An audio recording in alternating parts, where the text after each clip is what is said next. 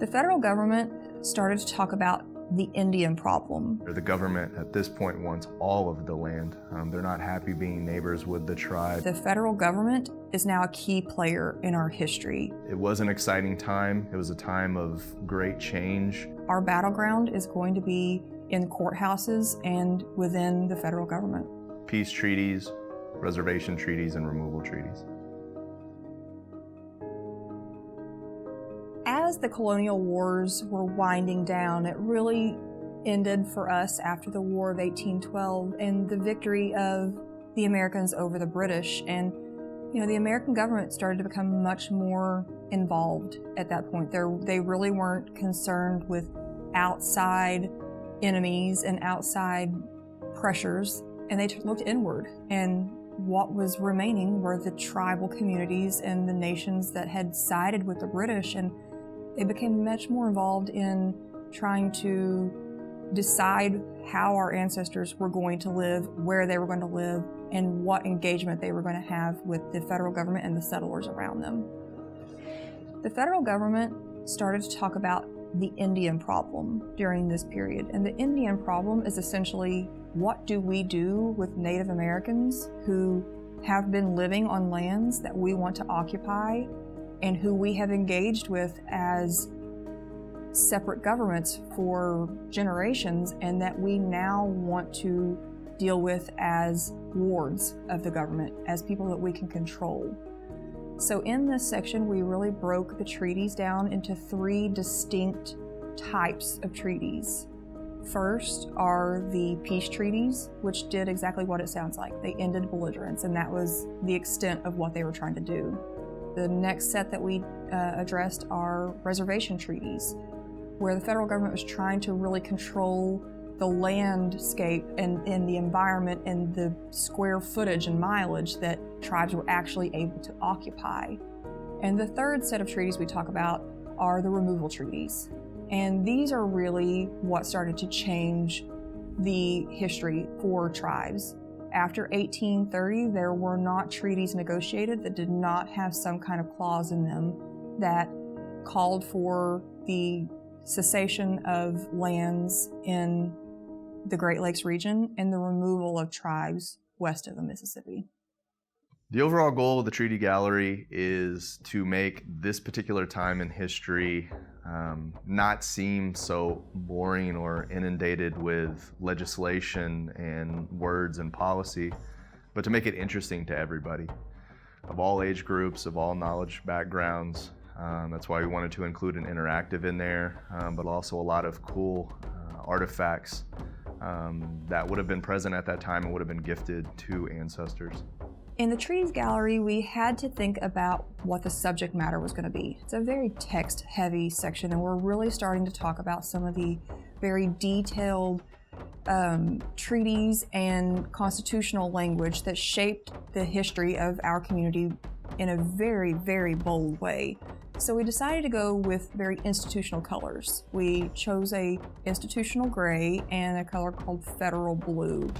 It really harkens to the blue in the American flag, and it draws in on the fact that the federal government is now a key player in our history, that we have to deal with them, that they are, whether we like it or not, having the majority of the say in where we live, how we live, what decisions are being made for us, what kind of relationship we have with the federal government and with each other.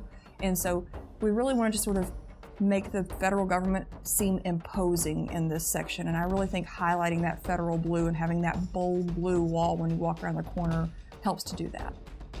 Some of the key leaders during this period would have been Wabunzi, Matea, Senatchewan, all of which we have displayed in large portraits in the gallery. They would have been signatories, also given speeches during treaty negotiations and removal proceedings. Their marks can be found, or their signatures can be found at the bottom of the treaty. Oftentimes, the signatures actually evolved with the treaties as well. In the beginning, people would have made marks or icons that either represented themselves, their clans, or their communities, whether it be a bear or a fish, again, indicative to their location and the people that they come from or were representing, which those then soon evolved into thumbprints that would have been encased in wax, and then later just X's or their mark being made.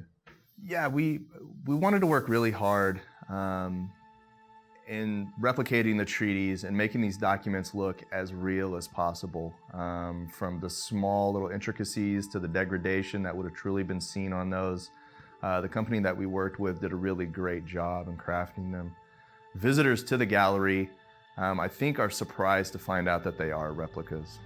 Many people think that they are the actual document. We actually saw a couple women who were sitting on the ground discussing whether or not it was real or if it was fake, how you could tell the details between the two.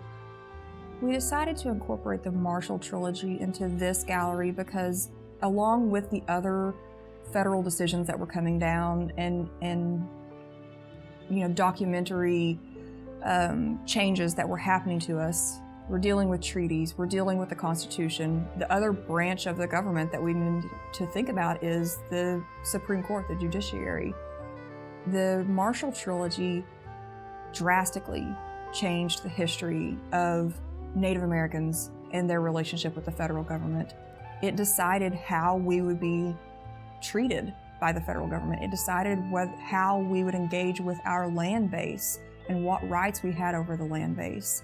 And it really set the stage for Indian policy for the next century to come. And the Marshall Trilogy is still referred to today as relevant case law. So it's absolutely something that was setting the foundation for American Indian policy over the next century. We really wanted to show our visitors how the relationship with the federal government was established towards tribes and towards the Potawatomi particularly. So in the interactive, we decided to not only highlight some of the treaties, but we decided to highlight the Constitution and how the Constitution talks about Native Americans and what rights we have and where we're explicitly excluded from the Constitution. And we also wanted to highlight court cases like the Marshall Trilogy so that people can start to understand that all of the things that they're going to see in the future galleries, removal, and our fights over citizenship and our rights, all started right here with these foundational documents, and that our battleground is starting to shift. We've just left the battleground of the forests of the Great Lakes, and from here on out, our battleground is going to be in courthouses and within the federal government. Peace medals during this period was a trend that was really copied from the British and from the French and from the Spanish, the original foreign powers that came to war over and try to dominate North America. What it does is that it coincides and goes hand in hand with the tradition of gifting between tribes and communities. When alliances were created, each side would gift to each other to show that they were bearing friendship to them, that they were giving these friends, but it was also seen within particular communities as a symbol of power of those leaders who communicated with the government. Over the years, we've attempted to acquire replicas of the medals that would have been gifted during the period and by certain leaders or within certain treaties. So those medals that we had in the collection, we wanted to utilize those, but we took it a step further and wanted to create more of like a more traditional, more of a cultural or native connection to it, and understanding that when alliances were created and that bond was made, is that people would smoke a pipe together, and that they would utilize this to, one, create that bond, but also to send this bond, their prayers and their thoughts through tobacco up to the Creator. What we hope visitors take away from the gallery is to understand that as detailed and intricate of a time period as it is, it was an exciting time. It was a time of great change for both Native communities, but also for the American government.